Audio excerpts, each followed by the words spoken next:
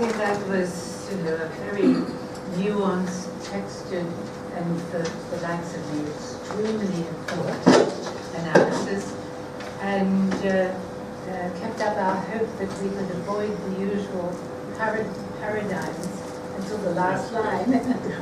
What is India supposed to do about all this, if anything?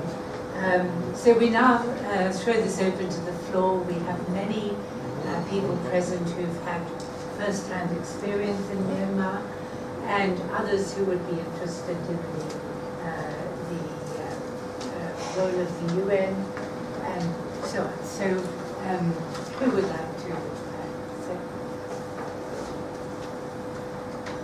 Yeah, yes, Ambassador Vijay. Thank you, Chair. Well, thank you, Vijay, for a most enlightening lecture. I think this institution, or ICS for that matter, has not heard ever such a high quality exposition of this highly complex issue. I hope I had heard this before I wrote my book.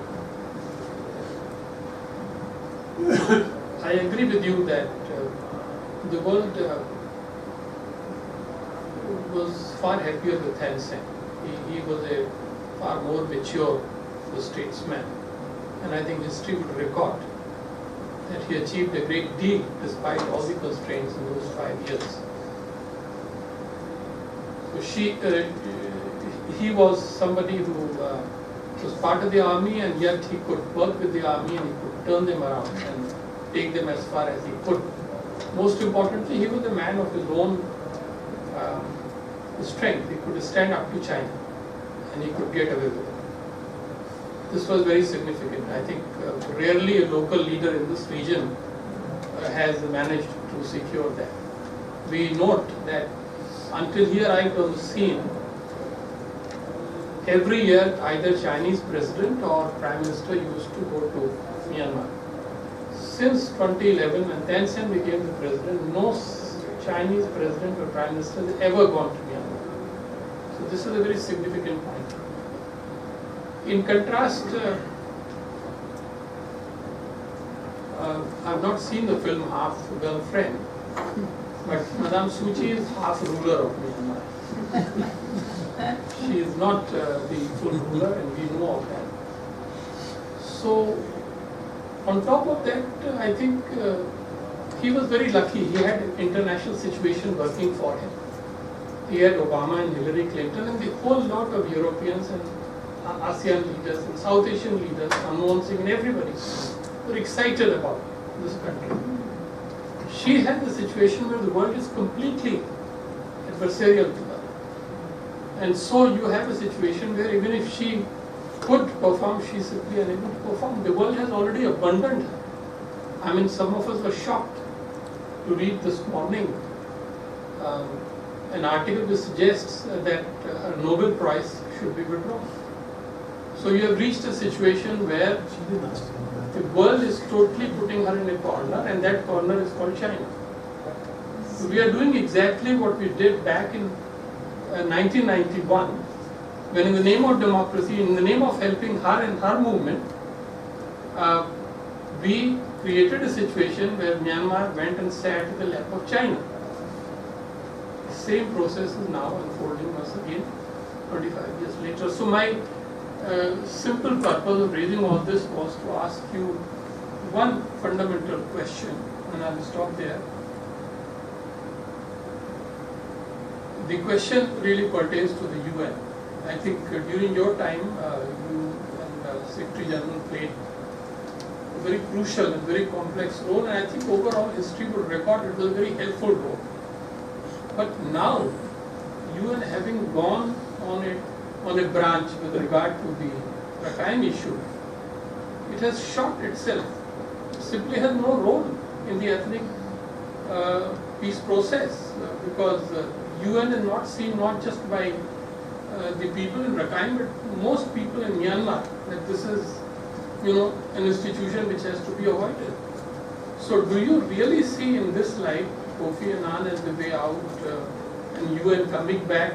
I mean, I'm simply pressing you to either reaffirm your optimism, partly because where you're coming from, or maybe convince us a little bit more that yes, UN is probably the only possible balancer to China, which is what you have said. Thank you very Okay, much. I think we'll take one or two more questions and then you can respond. Ambassador Seshna.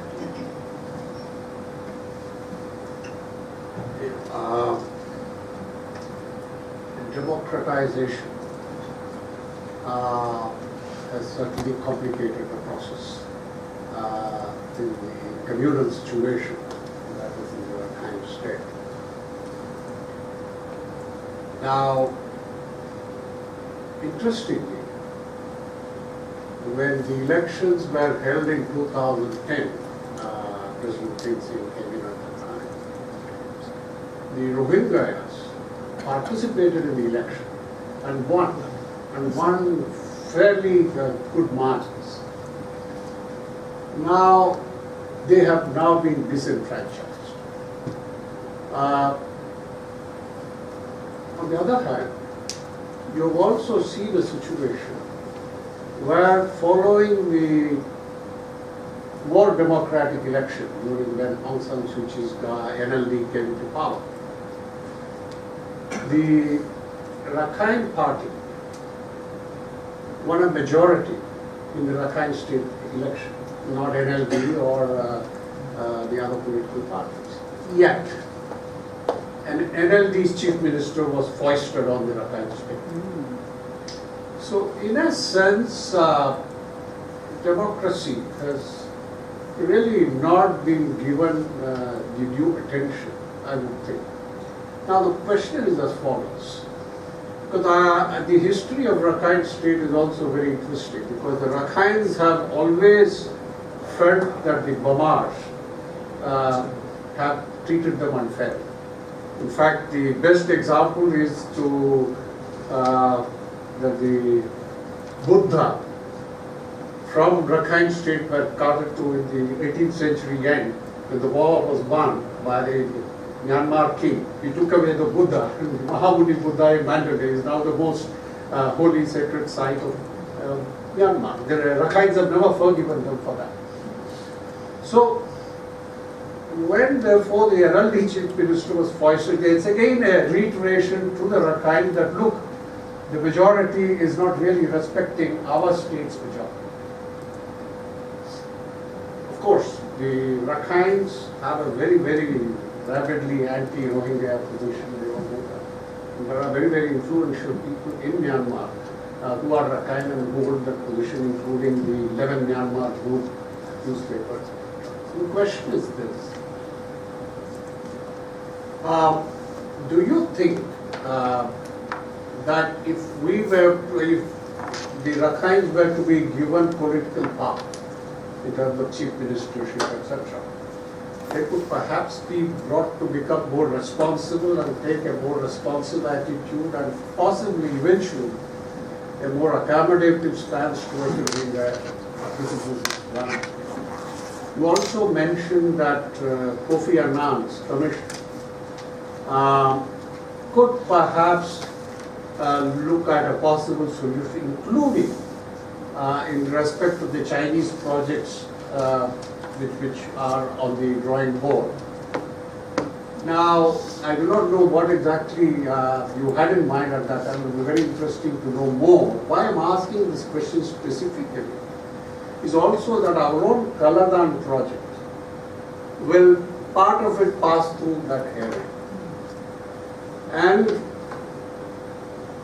not on such a large scale, of course, but nevertheless, it would also be an opportunity for India to show that development is the way forward, and that it would benefit both the communities if only they seek to live together. So, do you see that as the way Kofi Annan will point towards? I do not know what exactly you had in mind on that issue. The second question that I would like to pose is regarding the peace process.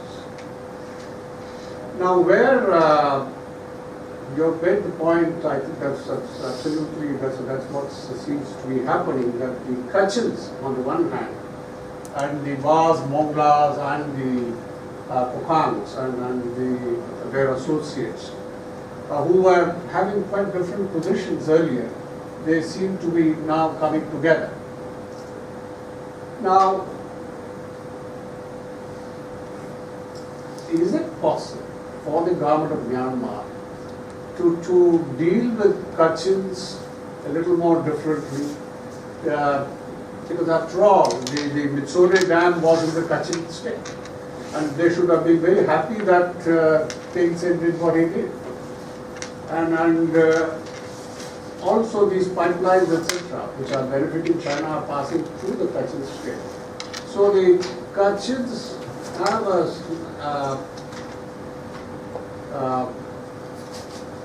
interest to have a distinct position from these pro-Chinese groups. And even from a religious point of view, they are more Christians. So is it possible that the Western countries, and US was quite involved when they were there, they could wean away the Kachins? But on the other hand, I see that the army is targeting the Kachins more than anybody else, because the military operations are taking place mainly against the Kachins.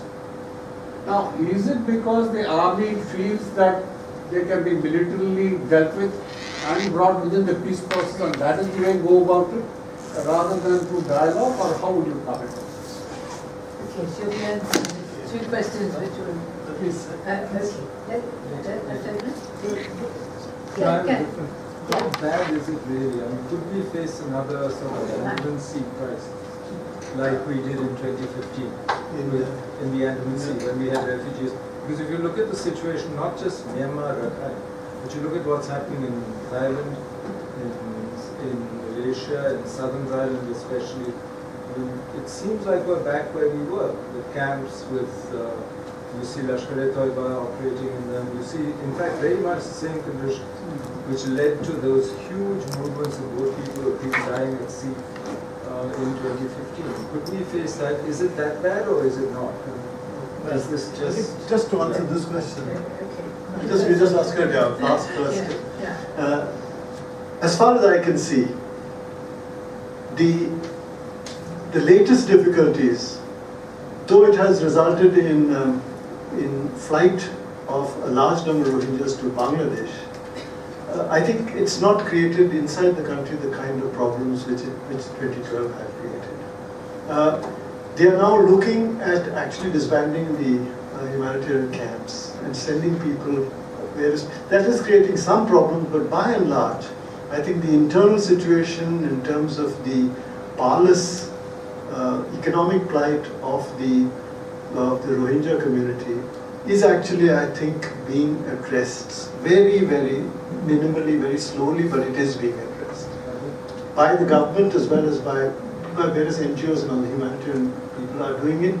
In fact, I think it was always being done by them, but they cannot do things publicly. Because the moment you do things publicly, it has to be. But the government is, and that's the reason why there is acute suspicion among the Rakhines of Dao Su as being pro-Muslim. There's been an allegation that she's pro-Muslim.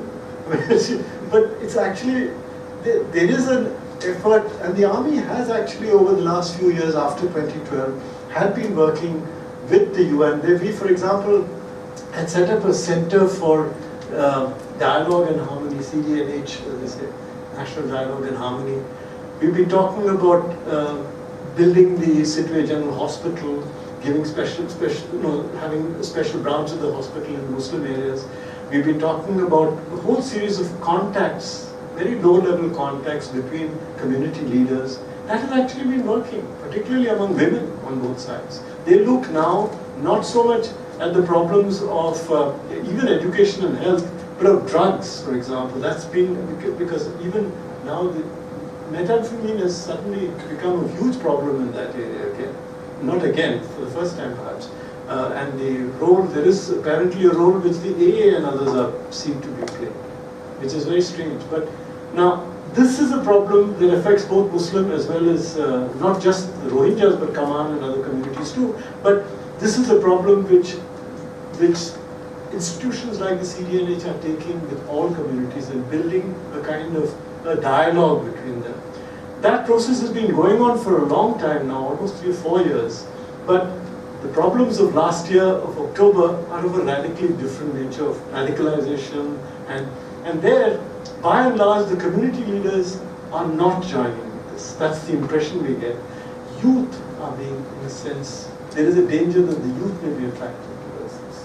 And there, that is partly the reason why the army will not allow any internationals now into that case. There's no way in which the UN is going to be allowed a major role in terms of, meeting with communities, etc. Or certainly not the investigation. I mean, Indra Jaising and others will not be able to go. I think that's. But if you see, is there a major international kind of flight Andaman Sea crisis? My own sense is no, it's not. My own sense is that it's not going to happen quite as much because the brokers have been responsible for this in Thailand, and that the back of those institutions have been broken. So there will be a problem, and that will be a problem mainly in Bangladesh, particularly because they're trying to, and of course some of the flights into India, and that will be the problem, but not in this area as far as I know. I think this is purely an internal, I mean, my own kind of sense of what's going to happen. But from that to Rajiv, what Rajiv said, the UN, actually, I think the UN has shot itself in the foot.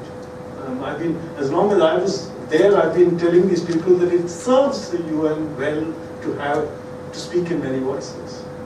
You have to, the human rights people can talk their minds off in Geneva, but here in New York, we need to talk we have to set a different, and in fact, unfortunately, it's fortunate because I left by the end of the year, but we found this human rights upfront project which started in New York, said that everything, the touchstone of everything must be human rights. Now it's all very well at an academic level, but you can't talk with people you agree to. If you decide that you're not going to talk to somebody, you're not going to shake hands with a tyrant, okay, then the tyrant will continue and you're not going to have a conversation. So I think the nature of the discussion has actually, in the UN, the nature of the way they felt, the way in which they can address this question over the last few months. They gave the High Commissioner for Human Rights the driver's seat, and I think that's, and he's tried to talk to her. He talked to Dasu, I think, on 1 or 2 occasions, but it's actually proved completely a kind of a non-starter, and that has actually led to an acute sense of, in a sense, non-engagement by the government and the leaders, despite the fact that personally, they're very, very, very gracious and others, but they will not deal with the UN as far as you have this. Despite that general assessment, I think that it is possible. For that, of course, the UN will have to downplay the human rights aspect. But it is possible for the UN eventually to be able to take a position, to have an individual, or to take up sort of the discussions relating to the peace process. And Kofi Annan is actually, what he's doing I think may provide an outcome for this, because by his moving forward, if there is a progressive way in which the international community will engage or can engage on the Rakhine issue, that will provide some kind of a way in which the rest of the world will see that you're not ignoring the Rakhine problem. And I think there is, I think for the UN it will be difficult to be able to say that just, because we need to engage on the peace process, we can forget about the humanitarian and human rights issues in Rakhine. We can't say that also. So this may provide a kind of way in which the international attention, you can assuage the public concerns, international concerns on this, and move in a productive, constructive manner, and eventually salvage even the possible role of the UN. It will take time, but I don't think it's going to happen anyway soon. Now, yeah, that's one. I think Shesh was talking about, one is about foisting of CMs in this. Now that has happened in the past too, but this has been done a little, she, by having an NLD, so obviously, and not a person who's even a local, in a sense, not even I don't think he's even a Rakhine, the CM. So that makes it very difficult. You have had instances in the past where a non-Rakhine has been foisted on the CM has been foisted on the Rakhine, but he has proved to the former military person who was the immediate CM before the present one. He was a great hit with them. He managed to work out, and he managed to get, in a sense, he had the confidence of the people. So it's not per se being outside or being foisted, but it's the way in which you're functioning. This man functions merely as a messenger of the NLD in the center, and that I think doesn't work well. That's the main problem. Now about the overall the projects in Myanmar and how you can work the Kofi Annan. In fact, the Kofi Annan report, the interim report, from what I understand from the Frontier magazine, it talked about this. He says that in its interim report released in March, the Kofi Annan called for a comprehensive assessment of the special economic zone in Chokfu Township, and he talks about various other things. And the State Councillor's office has endorsed the interim recommendations apparently. So it is possible that the discussions of the Kofi Annan report in terms of how to build the larger livelihood and economic development of the communities in Myanmar will call for greater transparency, will call for greater discussions, involvement. For example, I understand that there's lack of coordination between the ministries. Neither the SEZ nor the deep sea port or the offshore gas projects serviced from Chokfu are included. None of these projects are included in the Rakhine State Socio-Economic Development Plan. How can you have this? These are major issues. So obviously this is being done entirely on a different footing from the central ministries. Some kind of a coordination has to happen. There has to happen, and unless that happens, neither will there be a kind of a confluence between the state, the communities inside the state and the center, nor will, in fact, the Chinese be able to really keep any sense of public interest and support for their projects in this.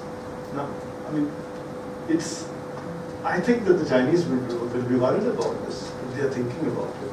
And I'm sure that this will eventually come. And so they can't, I don't think they will oppose this discussion for greater transparency, though they'll have to look for new ways in which they're going to deal with it. My own sense is that while they like to keep others out, if it becomes inevitable, they're going to work, and I think they can still leverage they have considerable advantage, even if it is a little more transparent. Well, I don't know what your own views are about this, but my own sense is that they can. And I think we must assume that they can. And we must look at it, in our approaches, we should be dealing with that kind of situation. Not that, they will trip and fall and then we will be able to do it. I think you can't work on the other side doing badly. You have to work on your being able to do better or as well at least. So I think that's how our project should be. We should be looking at our projects. Okay, further questions? Yes. Please My name is Vijay, I'm from Kolkata. Wouldn't it be unfair to say that NLD's first term in power isn't addressing democratic reforms or peace process, considering that the political experience in Myanmar has been that there has been just a single party in Myanmar. So, considering the history that politics was banned, or there was single party rule for so long, aren't we unfair in our judgment of saying that they have failed till now? No, yes, they have. Yeah. Yes. No, I think I think you have a point in the sense that we can't. They're learning as much as anybody else is doing. But I'm not suggesting that that they have not, that they failed. I'm saying that the expectations have not yet been fulfilled. So there is expectation, and the first thing that happened, I mean, she won with a huge majority. That actually meant a lot of expectations. And now, so far, over 3 years, because the other, she's had no experience in that, no government normally, I mean, except parties which have generations of sort of been in office for decades. Every government has to learn, but they have to be able to prove to the people that they are learning. So far, I think that's also in question. That's the problem. There's been the question of second generation leadership, the question of building institutions. The previous government did it. This government need only have continued it. They've not been doing even that. That's the problem. And it's not being, it's unfair. You're just saying that your expectations, if you're a popular leader, your expectations are higher, and therefore you have to come up to that level of expectations. If you don't, the public is not going to give you more time. They're going to, Myanmar population and the voters are quite, they expect a lot, and they do sort of expect the leaders to deliver, as any government or any elected would. So meanwhile, we weep for France, is that the idea? Now, two final questions, one from behind and one Good here. afternoon, sir. I'm Roxy Patni. My question to you is, Speak up. there is a vacuum that has been created because of no international presence over there, and there is increasing presence of China in Myanmar. So do you think that there is a possibility of assertiveness, advancement in the national interest of China in Myanmar? Will there be advancement of national interest of China in Myanmar? Like the assertive advancement? There's no vacuum as far as I can see. The Chinese have occupied it. And they will be assertive. There will be a lot more assertive. That's at least my assessment, is that they're going to be a lot more assertive. But while I do think that even in asserting themselves, they're going to be a lot more careful, because one has to see that over the years, the Chinese have learned a great deal in terms of social diplomacy, public diplomacy. In fact, they've been in China after the times of your and Mukho's period there. There's been a whole series of NGOs and business groups, etc., going actually to try and persuade the Myanmar public, or the population, most of the economic and other constituencies, that they are, they're as aware of the growth of public opinion inside Myanmar, and they're working with it, not in a sense to counter it. I think they're doing quite well, but despite that, I have a feeling that the way in which they've been going will generate certain greater needs of transparency, greater need of consultation, etc., which, if the Chinese were to address that, it will probably improve their position. They are going to face increased challenges. Now, Suresh, and then two final ones down the back. Please be brief. And the last word. Right. Very brief question here. The impression we get is that Daoso is actually not able to deliver on the promises that we expected in terms of the governance, the reforms, etc., etc. Why is that? And I'm asking your personal, because you must have met her so many times.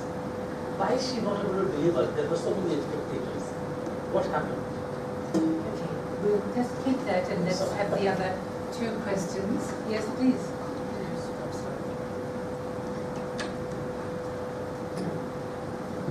Thank you, sir, for your enriching talk. I have 3 questions, and 2 of them pertains to the good offices of UN and your position and personal experience. So, first question is, what kind of authority a special advisor can actually exert in these kind of situations when there are multiple actors working, state actors, non-state actors? So what kind of authority do you think that these designations of UN has in these kind of conflict? And second is there any difference between interacting with state actors and non-state actors to reaching the process of, during the peace process or reaching the comprehensive peace agreement? This is my second question. Like, is there any difference in interacting with state actors and non-state actors to get them at the negotiation table or to reach an agreement? And my third question would be, where does ASEAN fit in all these dynamics? And you see UN as an international actor working maybe in near future again. Why not ASEAN, or why not a joint ASEAN-UN thing? Thank you so much. Last question. Oh, here's the last one. No, he's the final word. Yes. Good afternoon, sir. Himself. I am Geetanjali, and I was studying under the tutelage of Ambassador Dayal, sir, at University of Delhi. And maybe because of that, I am into strategic studies. And there's a thing like why China has been PRC has been silent about their stance has been silent about democratization reform and peace process in regards to Myanmar. That is one I feel is because of the Art of War statement by Shu Mafa. He says that if a man slays another of said purpose, he himself may rightfully be slain. And he who relies solely on warlike measures shall be exterminated. He who relies solely on peaceful measures shall perish. So I believe that maybe she is trying to be silent on the issues being over democratization process and about peace process. Second part is that in regards to democratic reform, internet plays a very important role. Now, if you see the Hong Kong proceedings of the students coming up for democratic protests and all, the CPC has tried to limit their voices were cut down and all. Now, when PRC is not letting it happen in its dominion, in its regions, so why would they want to have it in some other part who could actually be very faithful to them, or maybe I should not say faithful, but friends, comrades in their actually. So my question is that in this regards, what should India follow? What stance should India follow into in like we are still seeing our we are still seeing through UN spectacles and Western spectacles actually, whether it's East Asia, Southeast Asia, or in regards to any foreign policy of India. So should we change it? Should us scholars who are studying now, should we also change our spectacles, maybe the number or something? Okay. Thank you. Just talked about Kausu, and what is she now doing? Why is she failing to deliver? I think this question can be asked for any leader, because the expectations are very high. People are not seen to be delivering as much as the expectations are. Now, I think the fact is that the system of governance in the country has not undergone that much of a change. The army has been able to make changes. The General Administration Department, which is what actually runs the states and the regions, has not changed very much. She has a chance to do that change. She has not really taken it up. Of course, the danger in trying to make these changes is that it can actually, you can replace something and then you don't, you dismantle something and you don't replace it well, then that can be a remedy worse than the disease. She has decided not to push too far, and she's working much slower.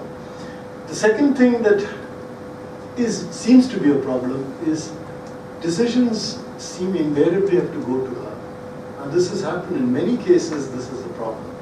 In many cases of charismatic leadership, you find that there is no routinization, there is no institutionalization. Everybody goes and the trouble is she's not been able to encourage the development of good people at the local level taking their own decisions.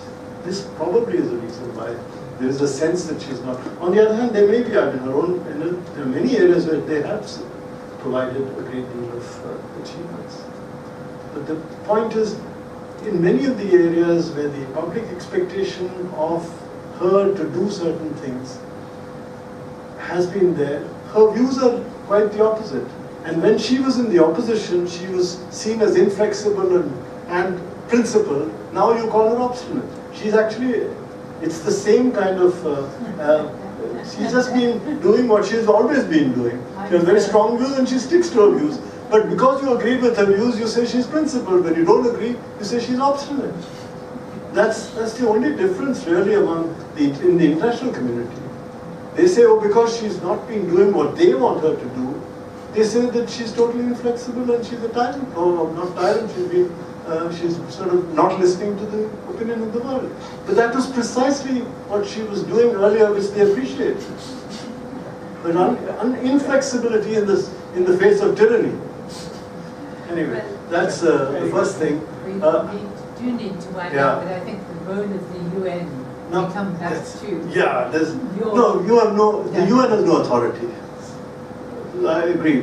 Influence, perhaps, some influence, but no authority. And now, state and non-state actors, I think the way in which you interact is different, obviously, but with the same kind of moving them in the direction you think where they can move together, they can meet together.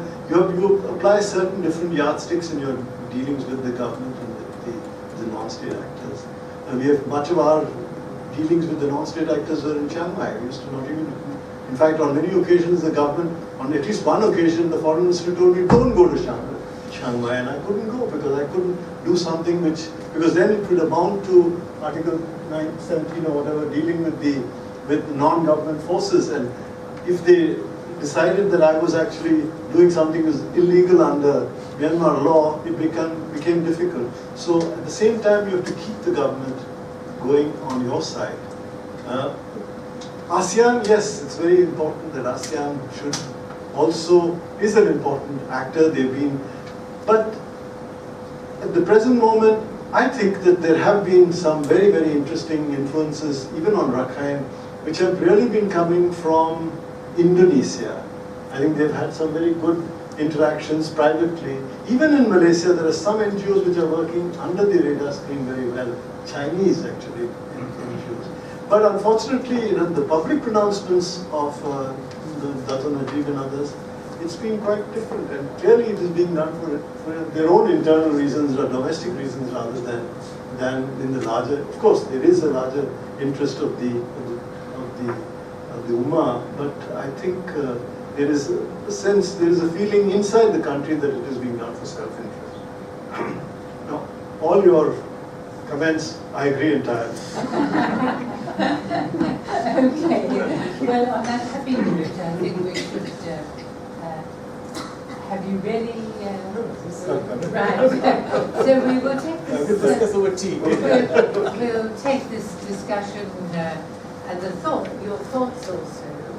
I mean, very much from the horse's mouth. We're so privileged in that regard.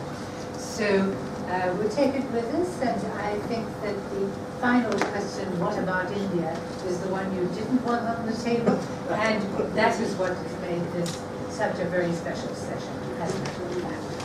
So, and our thanks also and gratitude to ICWA once again for partnering us in this venue and this session.